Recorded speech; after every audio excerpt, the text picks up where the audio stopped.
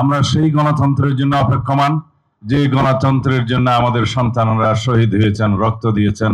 ফ্যাসিবাদ বিরোধী যে জাতীয় ঐক্য প্রতিষ্ঠিত হয়েছে, সেই জাতীয় ঐক্যকে শক্তিতে পরিণত করতে হবে।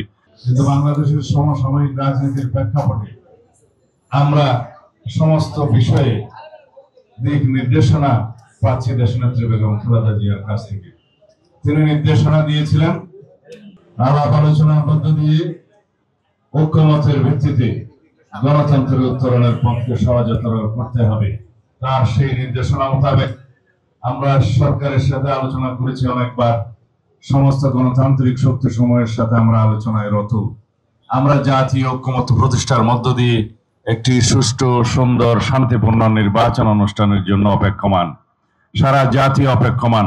আমরা সেই গণতন্ত্রের জন্য অপেক্ষমান, যে গণতন্ত্রের জন্য আমাদের সন্তানরা শহীদ হয়েছেন, রক্ত দিয়েছেন, পঙ্গুত্ব বরণ করেছেন, অন্ধত্ব বরণ করেছেন।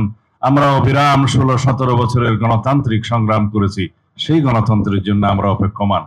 এই গণতন্ত্রকে যদি আমরা বিনির্মাণ করতে চাই, অত্যন্ত শক্তিশালী হিসাবে একটি গণতান্ত্রিক রাষ্ট্র নির্মাণ করতে চাই সাম্যের ভিত্তিতে, তাহলে এই গণতন্ত্রের জন্য আমাদেরকে জাতীয় ঐক্য বজায় রাখতে হবে। বান্ডেল থাকলে প্রতি সেনমানিতে টাকা বাঁচবে। বিকাশ সেনমানি বান্ডেল কিনে জিতুন প্রতি লেনদেনে। ফ্যাসিবাদ বিরোধী যে জাতীয় ঐক্য প্রতিষ্ঠিত হয়েছে, সেই জাতীয় ঐক্যকে শক্তিতে পরিণত করতে হবে। আজকে যারা গণতন্ত্রের বিরুদ্ধে বিভিন্ন রকমের বক্তব্যের মধ্য দিয়ে নির্বাচনের বিষয়ে শঙ্কা প্রকাশ করছে, তারা গণতন্ত্রের পক্ষের শক্তি নয়, তারা বাংলাদেশের মানুষের পক্ষের শক্তি নয়। তারা হয়তো কোনো না কোনো কারণে নিজের কথাগুলো ইনিয়ে বিনিয়ে বলছেন, যাতে করে নির্বাচনকে বিলম্বিত করা যায়, অথবা বানচাল করা যায়, অথবা নির্বাচন অনুষ্ঠান না হোক সেটা চায়। কিন্তু বাংলাদেশের মানুষ ঐক্যবদ্ধ। বাংলাদেশের মানুষ গণতন্ত্রের জন্য, ভোটাধিকার প্রয়োগের জন্য তারা সংকল্পবদ্ধ। এর বিপক্ষে যারাই দিবে ইনিয়ে বিনিয়ে কোনো ধরনের বক্তব্য, যারাই বিভিন্ন রকমের কুযুক্তি উত্থাপন করে গণতন্ত্রের এই যাত্রাপথকে কণ্ঠকাকীর্ণ করতে চাইবে, তাদের বিরুদ্ধে বাংলাদেশের জনগণ রুখে দাঁড়াবে।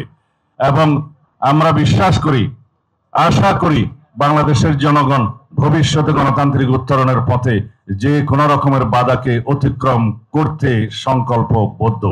সুতরাং সবাইকে অনুরোধ করব, সব গণতান্ত্রিক শক্তি, সব গণতান্ত্রিক রাজনৈতিক দলকে অনুরোধ করব, আপনারা যেভাবে ঐক্যবদ্ধ হয়েছিলেন ফ্যাসিবাদ বিরোধী গণতান্ত্রিক সংগ্রামে, সেই একই রকম ঐক্য নিয়ে আসুন।